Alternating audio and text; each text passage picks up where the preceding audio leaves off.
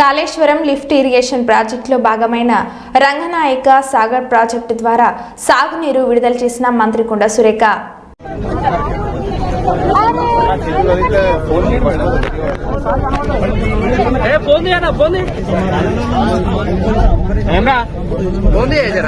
రాని ఒక ఫోటో తీసుకో.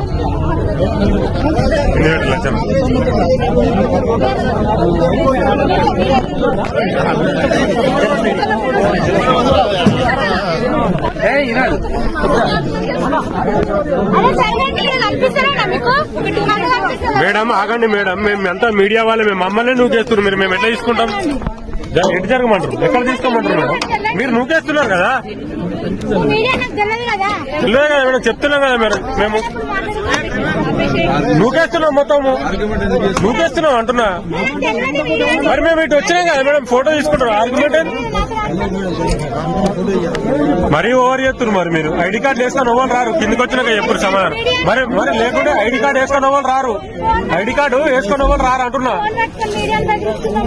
బెదిరియాలే, నువ్వే నూకేస్తున్నావు, మొగలు అట్లా ముట్టుకొని నూకేయడం నీకు తెలవాలి. ఐడి కార్డు వేసుకొని రావన్నట్టు, రేపటి నుంచి మీరు ఈ ఐడి కార్డు ప్రోగ్రామ్ పెడితే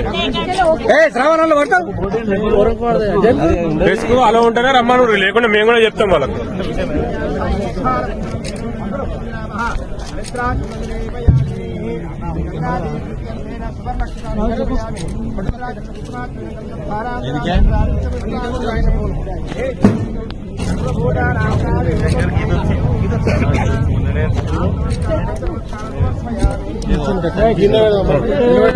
మరి ఇప్పుడే ఇక్కడ శ్రీ రంగనాయక సాగర్ మరి కాలువను నీటిని విడుదల చేస్తూ రైతులకు ఒక సంతోషకరమైన కార్యక్రమాన్ని చేపట్టడం జరిగింది.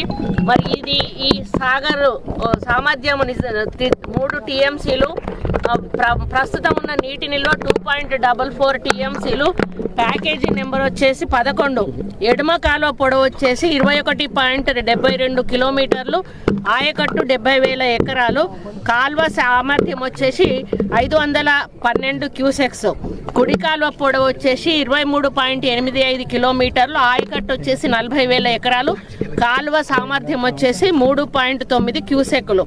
ప్రస్తుతం ఎడమ కాలువ ద్వారా నేను నీటిని విడుదల చేయడం జరిగింది. ప్రయోజనం పొందే జిల్లాలు సిద్దిపేట మరియు రాజన్న సిరిసిల్ల జిల్లాలు. దీని పరిధిలో పూర్తి ఆయకట్టు 1,10,000 ఎకరాలకు ఆయకట్టు అసలు రావాలి.